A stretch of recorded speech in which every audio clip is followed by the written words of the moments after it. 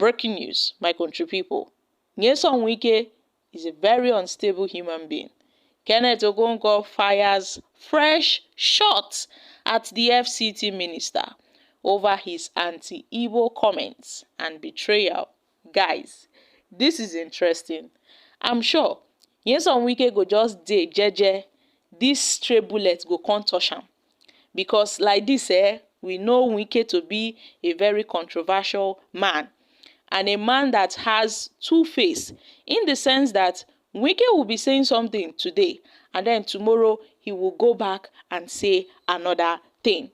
But then Kenneth Okonkwo has really blasted Nyesom Wike over his anti-Igbo comments and his betrayal. Now, hear what Kenneth Okonkwo has to say concerning this. Well, you see, the issue of the FCT minister denying his Igbo ancestry is actually very amusing.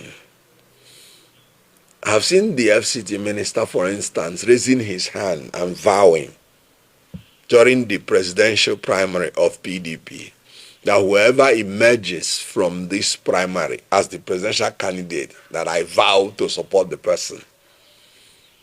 He later on supported Tinubu in the presidential election after the vow.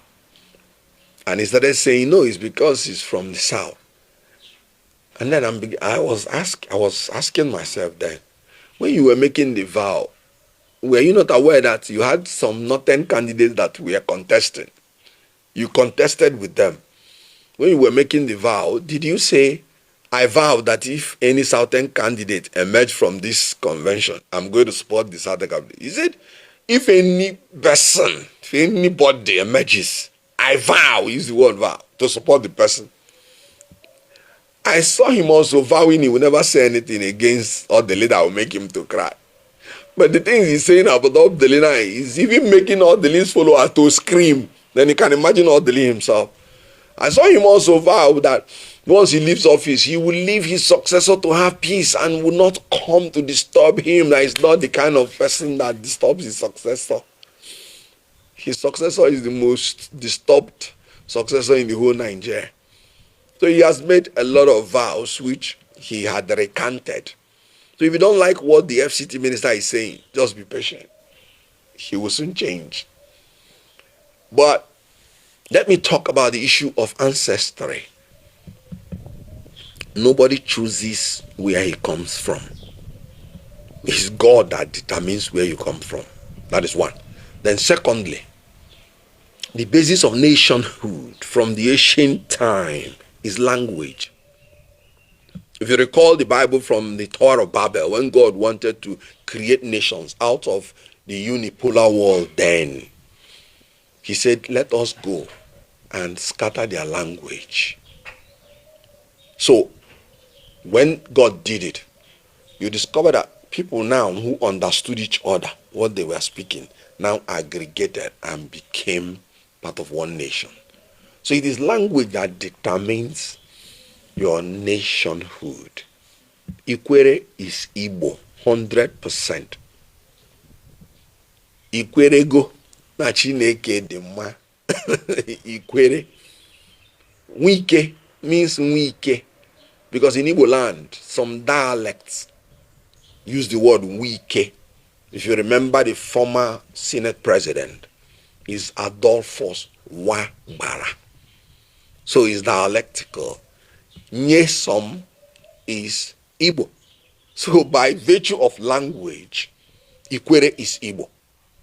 And it is in his constitutional right to say he does not want to identify as Igbo. That's his constitutional right. But he cannot say he's not Igbo.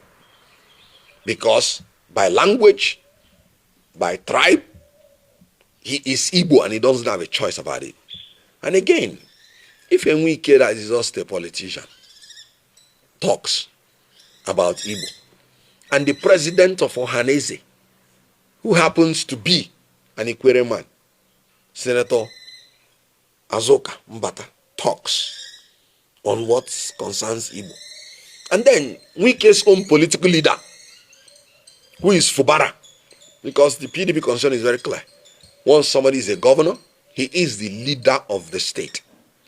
If Fubara had welcomed Senator Azokambata as the president of Ohanese, who is from Ikwere, I would rather believe these people because they have the political and cultural right to say where Ikwere people are from. And then from their language, Hazoka, the back is strong. It is pure Igbo. However, like I said, it is a man who has complex that is even making his nationality an issue. I tell you something.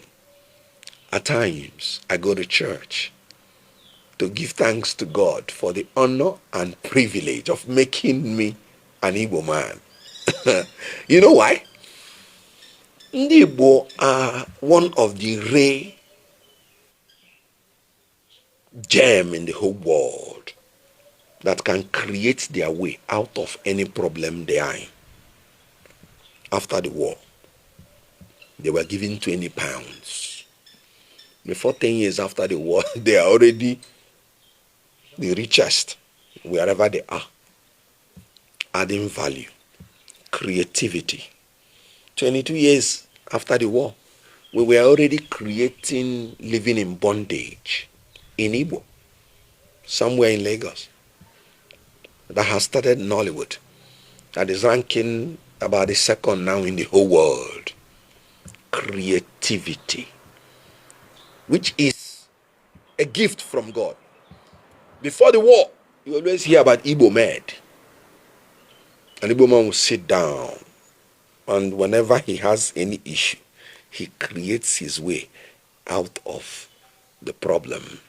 Do you know that since the Igbos were purged out of the civil service of Nigeria, out of the leadership from the highest quarters, Nigeria has never recovered from it? The best time of Nigeria was before the Civil War. And then the Igbos were in charge of practically majority of the sectors in Nigeria. So what I'm telling you is that I thank God. I always ask God, what have I done for you to give me the privilege to be an Igbo man? And you can see it because he has given me all the faculties, mental and physical, to survive without governmental assistance.